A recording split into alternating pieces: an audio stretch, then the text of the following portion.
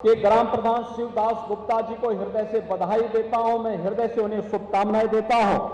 भाइयों बहनों, आज यहां पर जिला पंचायत रिसोर्स सेंटर और प्रशिक्षण केंद्र के रूप में हम लोगों ने 16 ऐसी संस्थाओं का डिजिटलीकरण के कार्यक्रम को संपन्न किया है। मैं उसको यहां पर इस कार्यक्रम के लोकार्पण के अवसर पर मैं उन्हें बधाई देता हूं, जिनकी लागत 33 करोड़ 60 लाख रुपए है। इसी प्रकार से 39,000 तकनीकी उपकरण से युक्त पंचायत सचिवालय, जिनमें 6 और 682 करोड़ 50 लाख रुपए की लागत से कार्य संपन्न हुआ है, इसके लिए भी मैं ग्राम सचिवालय के डिजिटलीकरण के इस लोकार्पण का कार्यक्रम आज यहां पर संपन्न हुआ है। इसके लिए मैं सभी ग्राम पंचायतों को जहां पर ये ग्राम सचिवालय का निर्माण संपन्न हुआ है, उन्हें हृदय से बधाई देता हूं। इसी प्रकार से 90 करोड़ रुपए की लागत से 2000 सामुदायिक शौचालय के कार्यक्रम संपन्न हुए हैं। इसके लिए मैं उन सभी ग्राम पंचायतों को मैं भी हृदय से बधाई देता हूं। और 306 करोड़ रुपए 72 लाख रुपए की लागत से प्रदेश में 7,10,000 LED स्ट्रीट लाइट लगाई गई हैं, इनके भी लोकार्पण का कार्यक्रम हुआ है। यानी अब केवल नगरीय क्षेत्र ही स्मार्ट नहीं दिखेंगे, बल्कि ग्रामीण क्षेत्र में भी हम लोग LED स्ट्रीट लाइट, ग्राम सचिवालय की परिकल्पना, गांव में स्मार्ट विलेज की परिकल्पना को साकार करने के कार्यक्रम को आगे बढ़ाने का कार्य करेंगे।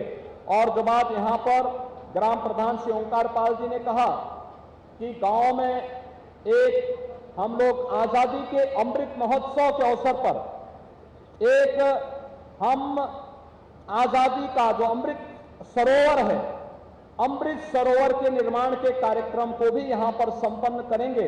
अमृत सरोवर का एक कार्यक्रम गांव के अंदर वर्षा के जल को एकत्र करके एक शुद्ध तालाब गांव के लोगों को जल संरक्षण की दृष्टि से उपलब्ध हो, इस दृष्टि से गांव में उसके चारों ओर वृक्षारोपण हो, गांव के लोग उस तालाब के चारों ओर वहां पर वृक्षारोपण के साथ साथ अपनी बैठकों का आयोजन करें, पर्यटन के केंद्र के रूप में उसको विकसित करें। गणतंत्र दिवस के अवसर पर, स्वतंत्रता दिवस के अवसर पर उस तालाब के किनारे गांव के लोग एकत्र होकर के हम वहां पर अपने राष्ट्रीय पर्व को वहां पर आयोजित करें। इस दृष्टि से कार्यक्रम यहां पर संपन्न हो।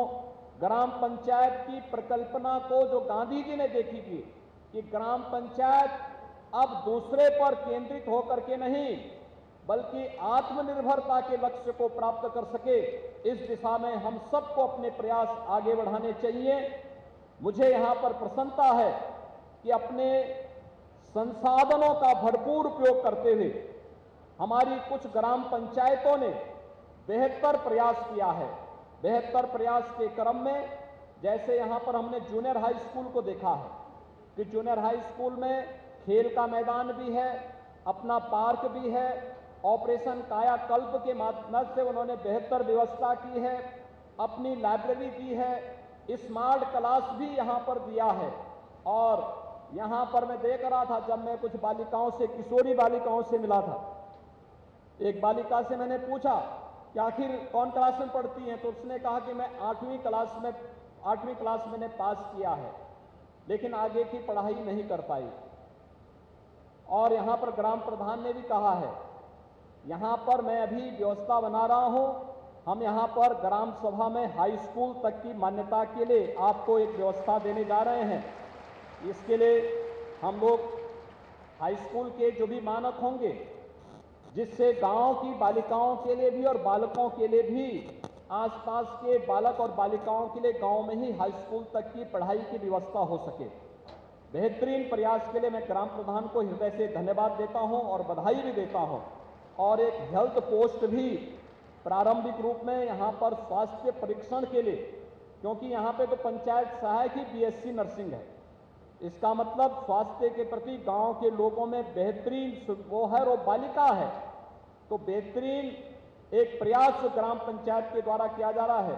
सरकार भी उसमें सहयोग करेगी और इसलिए एक हेल्थ पोस्ट प्रारंभिक रूप में हम यहां पर स्थापित करेंगे।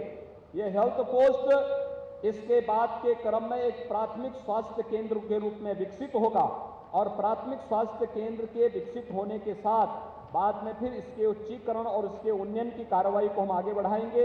एक बार फिर से जैसे एरी रामपुरा ने बेहतर कार्य किया है, ऐसे ही प्रदेश की सभी ग्राम पंचायतें भी अपनी नियमित बैठकें करें, अपने गांव को आदर्श गांव के रूप में बनाने का कार्य करें और वे भी प्रदेश और केंद्र के द्वारा राष्ट्रीय पंचायत पुरस्कार से जुड़े हुए अलग अलग पुरस्कार प्राप्त करने में सफल हो। इस विश्वास के साथ मैं राष्ट्रीय पंचायत दिवस के अवसर पर आप सबको हृदय से बधाई देता हूं, अपनी शुभकामनाएं देता हूं और विश्वास व्यक्त करता हूं कि विकास का कोई विकल्प नहीं होता और उस विकास के साथ जुड़ने की एक चाहत और एक तमन्ना हम सबके मन में होनी चाहिए। आप सबको ढेर सारी बधाई और शुभकामनाएं। धन्यवाद। जय हिंद।